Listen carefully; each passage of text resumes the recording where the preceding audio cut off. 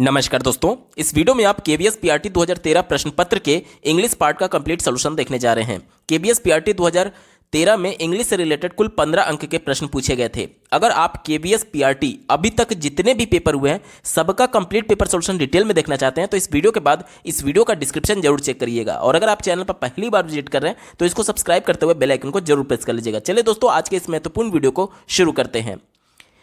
प्रश्न संख्या 1 से 3 के लिए यहां पर डायरेक्शन दिए गए हैं, जल्दी से पढ़ लेते हैं। Choose the word which is closest to the opposite in meaning to the underlined word in the sentence. यानी कि प्रश्न संख्या 1 से 3 तक एक वाक्य दिया गया है और उसमें एक शब्द को अंडरलाइन किया गया है।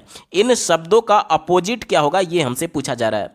पहला प्रश्न आप अपने स्क्रीन पर देख पा रहे होंगे। The question he asked was so absurd. Absurd का मतलब होता है जो अर्थहीन हो, बेतुका हो, बिना तर्क के हो। ठीक है, चलिए, यानी कि उसने जो प्रश्न पूछा वो अर्थहीन था या फिर बेतुका था, तो इसका उल्टा हमें बताना है। तो अर्थहीन का उल्टा क्या हो जाएगा, तर्क संगत हो जाएगा, या फिर तर्कहीन का उल्टा क्या हो जाएगा, तर्क संगत हो जाएगा। ठीक है, तो हमसे एब्सर्ड का उल्टा पूछा गया था, तो एब्सर्ड का मतलब तर्कहीन होता है, तो तर्क संगत किस में दिया गया है विकल्प में, ये हमें ढूंढना है। पहला दिया गया फिक्शनल।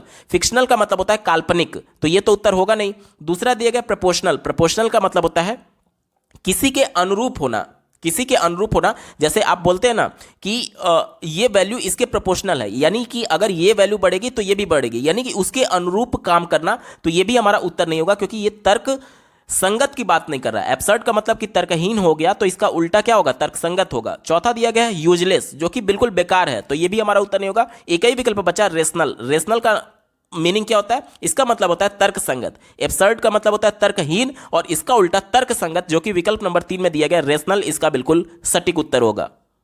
अगला प्रश्न पूछा गया था, ambiguity of thoughts can prove disastrous. यहां पर एम्बिग्युइटी का अपोजिट हमें बताना है, तो इसका पूरा इस वाक्य का अर्थ हो जाएगा विचारों की अस्पष्टता विनाशकारी सिद्ध हो सकती है।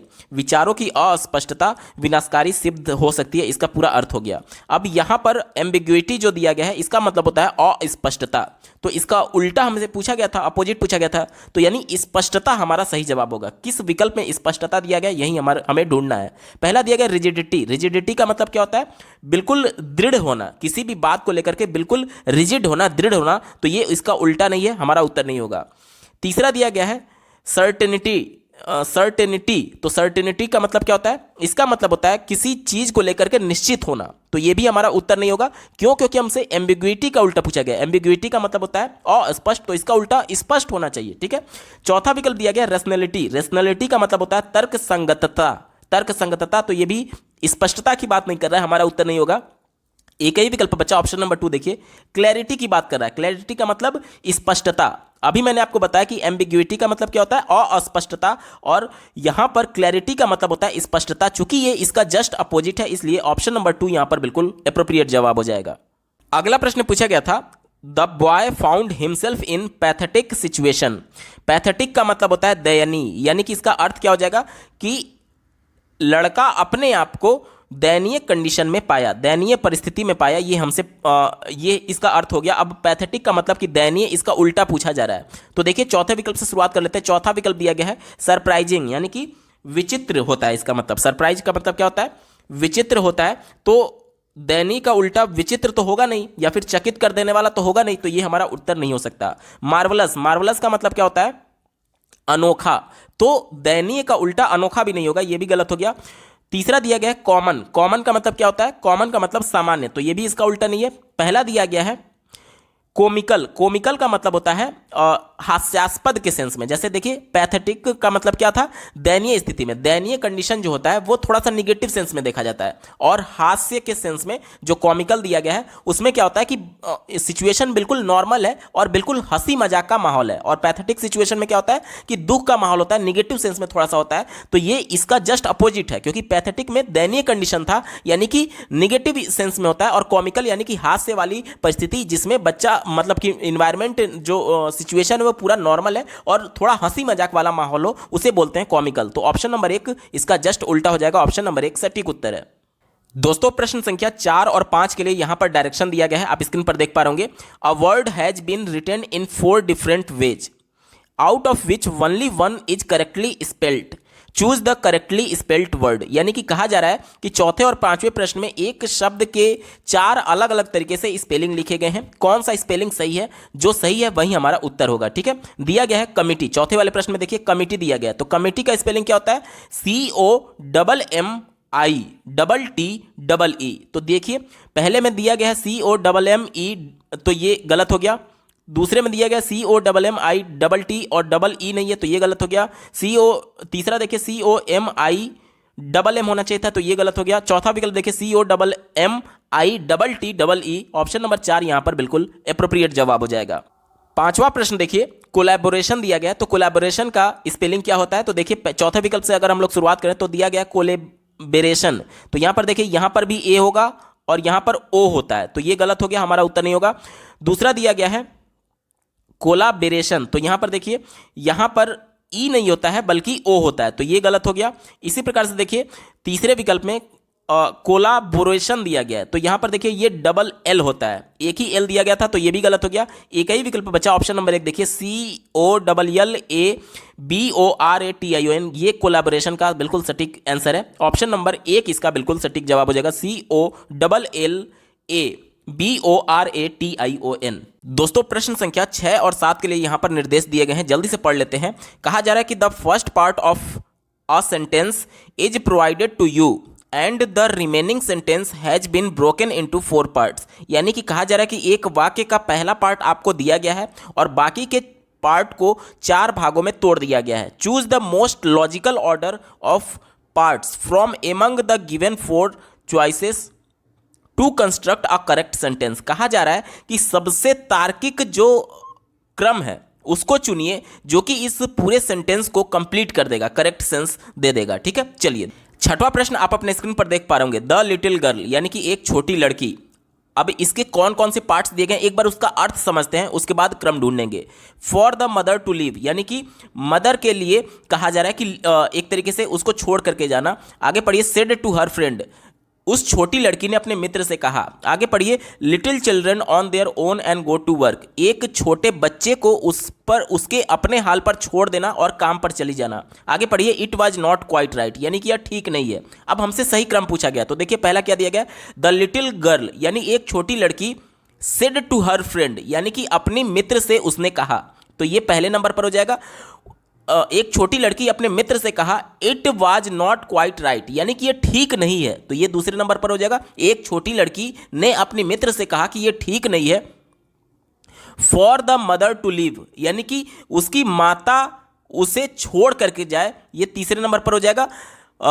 The little children on their own, यानी एक छोटे बच्चे को उसके अपने हाल पर एंड गो टू वर्क, और काम पर चली जाए, यानी कि एक छोटी लड़की ने अपने मित्र से कहा कि माता के लिए यह ठीक नहीं है कि वह छोटे से अपने बच्चे को छोड़ करके काम पर चली जाए। तो इसका सही क्रम क्या बनेगा, देखिए पहला है क्यू, उसके बाद से है एस, उसके बाद से है पी और अंत में है क्यू, अंत में है आर।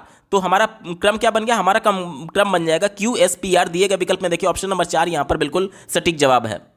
सातवां प्रश्न देखिए, इसको भी क्रम से लगाना है। दिया गया रिलीजन हैज बीन यूज्ड, यानी कि धर्म का प्रयोग किया गया है। पहला देखिए both edge weapon of isolation, यानी कि दोनों तरीके से, एक अलगाव के रूप में, हथियार के रूप में, अलगाव करने के लिए हथियार के रूप में, टू डल अवेयरनेस, यानी कि एक तरीके से जो जागरूकता है उसको कम करने के सेंस में। About real problem like health and education ETC, वास्तविक समस्याओं से ध्यान हटाने के लिए और जो हेल्थ इशू है उससे ध्यान हटाने के लिए। अगला दिया गया है एंड एज मार्फिया, इसका मतलब ये हो गया मार्फिया, यानी कि अफीम के सेंस में इसका यूज किया जाता है। यानी कि देखिए रिलीजन का प्रयोग, धर्म का प्रयोग अलगाव के हथियार के रूप में और स्वास्थ्य और शिक्षा आदि जैसी वास्तविक समस्याओं के बारे में जागरूकता को कम करने के रूप में इस्तेमाल किया गया है। जैसे धर्म को बोलते हैं ना कि ये अफीम चटा दिया गया लोगों को, जिससे उनकी जो रियल प्रॉब्लम है, जैसे कि हेल्थ इशू और एजुकेशन पर उसका ध्यान ना जाए और वो कम अवेयरनेस फैले, लोगों में कम अवेयरनेस फैले, लोग कम जागरूक हो, इसीलिए धर्म का प्रयोग किया गया है। ये यहाँ पर इसका अर्थ ये हो गया। ठीक है, यानी कि हमारा पूरा अर्थ क्या बनेगा, हमारा पूरा अर्थ बनेगा कि धर्म को अलगाव और हथियार के रूप में और स्वास्थ्य और शिक्षा आदि जैसी वास्तविक समस्याओं के बारे में जागरूकता को कम करने के लिए इस्तेमाल किया गया है। इसका पूरा अर्थ ये हुआ। तो देखिए हम कैसे इसको कोरिलेट करेंगे। पहले दिया गया धर्म का प्रयोग किया गया है किस रूप में। पहले तो ये हो जाएगा कि both edge weapon of isolation, यानी कि बोथ एज अ विपन, यानी कि एक हथियार के रूप में। अलगाव, आइसोलेशन का मतलब होता है अलगाव और विपन का मतलब होता है हथियार, यानी एक हथियार के तौर पर यूज किया गया है। जब हमें बोथ दिख गया, यानी एक तो इसका हथियार के तौर पर प्रयोग किया गया और दूसरा किस तौर पर प्रयोग किया गया है, बोथ आने के बाद से इसके बाद अब एंड आना चाहिए। किस वाले वाक्य में, किस वाले पार्ट में एंड आया है, देखिए यही वाले पार्ट में केवल एंड आया शुरुआत में, तो ये दूसरे नंबर पर हो जाएगा। ये पहले नंबर पर, ये दूसरे नंबर पर, यानी कि religion has been used both as a weapon of isolation and as morphia, यानी कि धर्म का जो प्रयोग किया गया है एक हथियार के तौर पर अलगाव के लिए और एक अफीम की तरह से यूज किया गया है। और किस लिए यूज किया गया, तो इसलिए यूज किया गया है, देखिए टू डल अवेयरनेस, यानी कि लोगों के बीच की जागरूकता को कम करने के लिए। किसके बारे में जागरूकता कम करने के लिए, about real problems like health and education etc. तो ये हो जाएगा आपका तीसरे नंबर पर और ये हो जाएगा चौथे नंबर पर। यानी कि हमारा क्रम क्या बना, हमारा क्रम बन जाएगा PSQR। देखिए ऑप्शन नंबर 1 में दिया गया, ऑप्शन नंबर 1 इसका बिल्कुल सटीक जवाब हो जाएगा। दोस्तों प्रश्न संख्या 8 और 9 के लिए फिर से यहां पर डायरेक्शन दिया गया है। निर्देश को जल्दी से पढ़ लेते हैं क्या कहा जा रहा है। In each question choose the one word which can be substituted for the given sentence words. कहा यह जा रहा है कि 8 और 9 प्रश्न में आपको एक वाक्य दिया गया है, उसके लिए वाक्यांश के लिए एक शब्द क्या होगा यह हमसे पूछा जा रहा है। पहला वाक्य दिया गया है to mediate between two parties in a dispute. Dispute मतलब होता है विवाद, यानी कि दो पार्टियों के बीच में, दो लोगों के बीच में विवाद का मेडिएट करने वाला, यानी उसकी मध्यस्थता करने वाले को क्या कहते हैं। तो पहला विकल्प दिया गया है इंटरफियर। इंटरफियर का मतलब होता है हस्तक्षेप। तो ये हमारा उत्तर नहीं होगा क्योंकि हमें उस मेडिएट करने वाले व्यक्ति को क्या बोलेंगे वो पूछा गया है। इंटरैक्ट दिया गया है, इंटरैक्ट भी नहीं होगा। इंटरैक्ट का मतलब होता है कि मेल जोल बढ़ाना, तो ये भी हमारा उत्तर नहीं होगा। डायलॉग मीन्स वार्ता होता है, तो ये भी हमारा उत्तर नहीं होगा। इंटरसीड, इंटरसीड का मतलब होता है जो डिफेंड करे, दोनों तरफ से डिफेंड करे, यानी कि जो डिस्प्यूट है उसको कहीं ना कहीं कम करने की कोशिश कर रहा है, वहीं तो मेडिएटर होता है जो मध्यस्थता करता है और दोनों की लड़ाई को सुलझाने के लिए कोशिश करता है, यानी डिफेंड करता है दोनों तरफ से, इसी को बोला जाता है इंटरसेड। तो ऑप्शन नंबर 2 यहां पर बिल्कुल सटीक जवाब हो जाएगा। बात करेंगे प्रश्न संख्या 9 की, दिया गया है a man who hates marriage, यानी कि एक ऐसा व्यक्ति जो कि शादी को नापसंद करता है। देखिए मैरिज को जो नहीं पसंद करता है, हेट करता है, घृणा करता है शादी से, उसे क्या कहते हैं। पहला विकल्प दिया गया है बाइगॉट। बाइगॉट का मतलब होता है कट्टर व्यक्ति। तो कट्टर तो धर्म को लेकर भी लोग होते हैं, तो आप इसे नहीं कह सकते कि कट्टर व्यक्ति केवल कट्टर व्यक्ति ही मैरिज को हेट करेगा या फिर शादी से घृणा करेगा, तो ये हमारा उत्तर नहीं होगा। दूसरा दिया गया विडोअर। विडोअर का मतलब होता है विदूर, तो ये भी हमारा उत्तर नहीं होगा।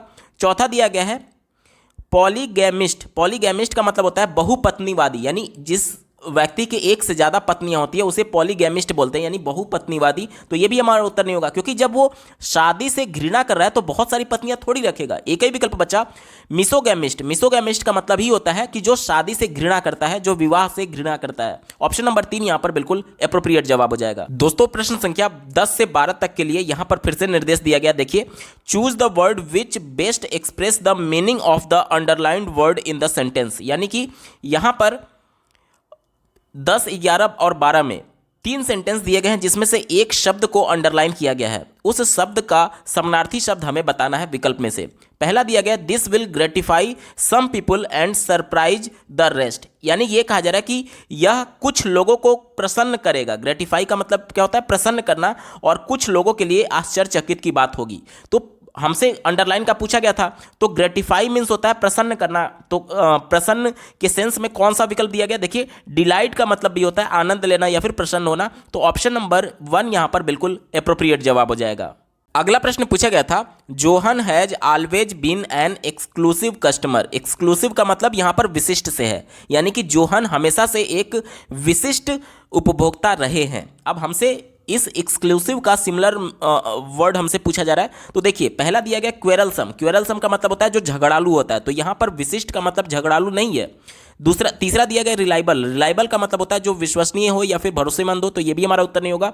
ऑनेस्ट का मतलब होता है ईमानदार, ये भी हमारा उत्तर नहीं होगा। एक ही विकल्प बचा बैफलिंग। बैफलिंग का मतलब होता है विस्मयकारी या फिर रहस्यमय, यानी कि जो जोहन है वो हमेशा से एक विशिष्ट कस्टमर रहे, अब यहाँ पर विशिष्टता का उद्देश्य रहस्यमय होने से है। बैफलिंग यानी कि चौंकाने वाला या फिर रहस्यमयी या फिर विस्मयकारी के सेंस में यहाँ पर यूज किया गया है, क्योंकि झगड़ालू, विश्वसनीय, ईमानदार, ये सब तो जनरल कस्टमर होते ही होते हैं, लेकिन एक रहस्यमय कस्टमर के सेंस में यहाँ पर एक्सक्लूसिव वर्ड यूज किया गया है। तो ऑप्शन नंबर 2 यहाँ पर बिल्कुल अप्रोप्रिएट जवाब हो जाएगा। जैसे आप लोग न्यूज में सुनते होंगे कि कि आपके लिए एक्सक्लूसिव खबर लेकर के आया गया, यानी कि एक बिल्कुल रहस्यमयी खबर के सेंस में कहा जाता है, जो कि विशिष्ट है, जो कि सामान्य जो न्यूज़ चल रही है उससे अलग है, उसी के सेंस में यहाँ पर एक्सक्लूसिव कहा गया। तो कई कस्टमर झगड़ालू तो होते ही हैं, रिलायबल यानी भरोसेमंद भी होते हैं, ऑनेस्ट भी यानी ईमानदार भी होते हैं, लेकिन यहाँ पर विशिष्ट का मतलब बिल्कुल ही अलग, यानी कि चौंकाने वाला, रहस्यमयी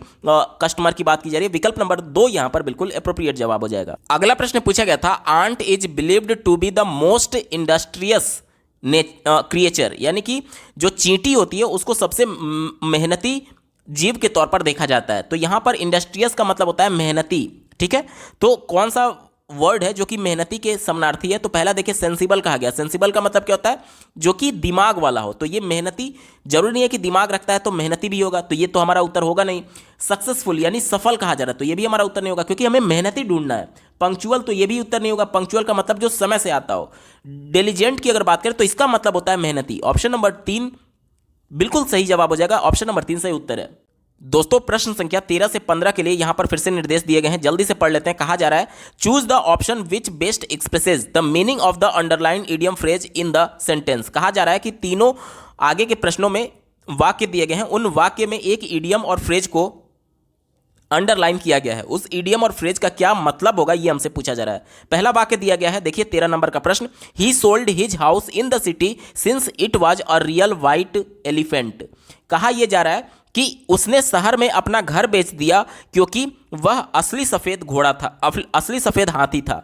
तो अब यहां पर देखिए, असली सफेद हाथी, यहां पर व्हाइट एलिफेंट का मीनिंग हमसे पूछा जा रहा है। तो देखिए, व्हाइट एलिफेंट बहुत रेयर होता है, बहुत कॉस्टली भी होता है, लेकिन वो यूजलेस होता है। क्यों यूजलेस होता है? क्योंकि उसको सामान्य हाथी के तौर पर यूज नहीं लाया जा सकता।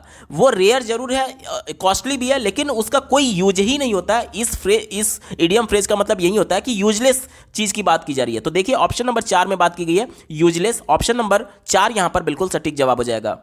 अगला प्रश्न पूछा गया था, he is not worth his salt if he fails at this juncture. Juncture का मतलब होता है समय, इस समय, यानी कि अगर वह इस समय असफल होता है तो वह कहीं ना कहीं एक तरीके से बेकार हो जाएगा। बिल्कुल बेकार होने के सेंस में वर्थ हिज साल्ट का यूज किया जाता है, ठीक है। तो इसका उत्तर क्या हो जाएगा? क्वाइट वर्थलेस, यानी कि बिल्कुल बेकार। ऑप्शन नंबर 1 इसका बिल्कुल सटीक जवाब हो जाएगा। अगला प्रश्न पूछा गया था, he broke of in the middle of his story, यानी कि वह अपनी कहानी के मध्य में ही, ब्रोक ऑफ का मतलब होता है अचानक से बंद कर देना, अचानक से बंद कर देना। तो देखिए, अचानक से बंद किस में दिया गया? ऑप्शन नंबर 2 में स्टॉप्ड सडनली, यानी अचानक से रुक जाना, अचानक से बंद कर देने के सेंस में आता है। ऑप्शन नंबर 2 यहां पर बिल्कुल सटीक जवाब हो जाएगा, यानी कि वह अपनी कहानी के मध्य में बिल्कुल से रुक गया, अचानक से रुक गया, उस सेंस में आया हुआ है। तो ऑप्शन नंबर 2 यहां पर बिल्कुल सटीक उत्तर है। दोस्तों, केवीएस पीआरटी 2013 पेपर के इंग्लिश पार्ट का कंप्लीट पेपर सोल्यूशन आपने देखा। आपको ये वीडियो कैसा लगा कमेंट के माध्यम से जरूर बताइएगा, क्योंकि आपका एक कमेंट मुझे मोटिवेट करेगा ऐसे ही महत्वपूर्ण वीडियो लाने के संदर्भ में। अगर आप केवीएस पीआरटी अभी तक जितने भी पेपर का आयोजन किया गया है सभी का डिटेल में सॉल्यूशन देखना चाहते हैं, तो इस वीडियो के बाद इस वीडियो का डिस्क्रिप्शन जरूर चेक करिएगा। और अगर आप चैनल पर पहली बार विजिट कर रहे हैं तो इसको सब्सक्राइब करते हुए बेल आइकन को जरूर प्रेस कर लीजिएगा। इस वीडियो को देखने के लिए आपका बहुत बहुत धन्यवाद। भगवान करे आपका दिन शुभ हो।